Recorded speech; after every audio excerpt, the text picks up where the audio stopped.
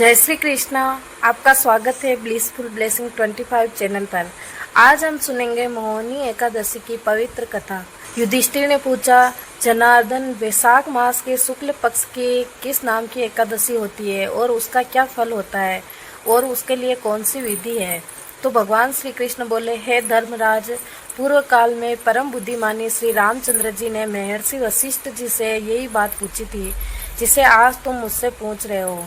श्री राम ने कहा, हे भगवान, जो समस्त पापों का क्षय तथा सब प्रकार के दुखों का निवारण करने वाला व्रतों में उत्तम व्रत हो, उसे मैं सुनना चाहता हूँ। तो वशिष्ठ जी बोले, श्री राम, तुमने बहुत ही उत्तम बात पूछी। मनुष्य तुम्हारा नाम लेने से ही सब पापों से शुद्ध हो जाता है, तथापि लोगों के हित की इच्छा से मैं पवित्रों में पवित्र उत्तम व्रत का वर्णन करूँगा। वैशाख मास के शुक्ल पक्ष में जो एकादशी होती है उसका नाम है मोहिनी। वह सब पापों को हरने वाली और उत्तम है। उसके व्रत के प्रभाव से मनुष्य मोह जाल तथा पातक समूह से छुटकारा पा जाता है। सरस्वती के रमणीय तट पर भद्रावती नाम की सुंदर नगरी है। वहाँ धृतमान नामक राजा, जो चंद्रवंश में उत्पन्न और सत्य प्रतिज्ञ थे, राज्य करते थे। उसी नगर में एक वैश्य रहता था जो धन धान्य से परिपूर्ण और समृद्धशाली था। उसका नाम था धनपाल।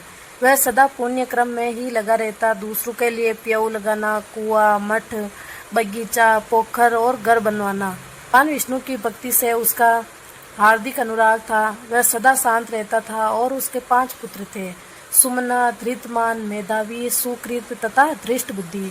धृष्ट बुद्धि 5वां था। वह सदा बड़े बड़े पापों में ही संलग्न रहता था। जुए आदि दुर्व्यसनों में उसकी बड़ी आसक्ति थी। वह वेश्याओं से मिलने के लिए ललायित रहता था। उसकी बुद्धि न तो देवताओं के पूजन में लगती थी और न ही पितरों और ब्राह्मणों के सत्कार में। वह दुष्ट आत्मा अन्याय के मार्ग पर चलकर पिता का धन बर्बाद किया करता था। एक दिन वह वेश्याओं के गले में बाण डाल चौराहे पर घूमता दिखा। तब पिता ने उन्हें घर से निकाल दिया तथा बंधु बांधुओं ने भी उसका परित्याग कर दिया। अब वह दिन रात दुख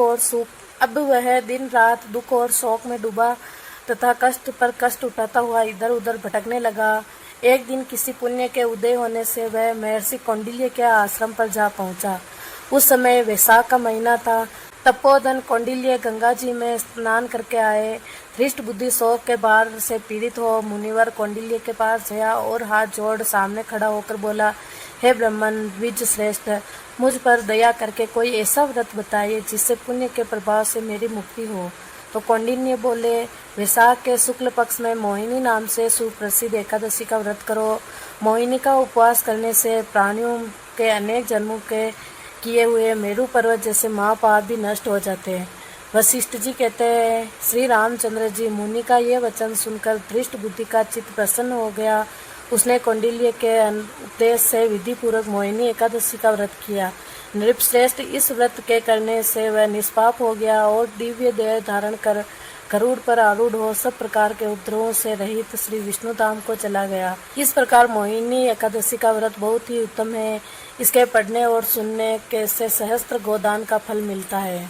इस कथा से हमें ये सीख मिलती है कि इंसान चाहे कितना भी बड़ा पापी क्यों ना हो, अगर वह सच्चे मन से भगवान का स्मरण करे तो उसकी जीवन बदल सकता है। अगर आपको यह कथा पसंद आई हो तो वीडियो को लाइक करें और शेयर करें। ऐसी ही धार्मिक कथाओं और व्रत विधियों के लिए हमारे चैनल ब्लिसफुल ब्लेसिंग्स 25 को सब्सक्राइब करें, बेल आइकन दबाना ना भूलें और कमेंट में जय श्री कृष्णा जरूर लिखें।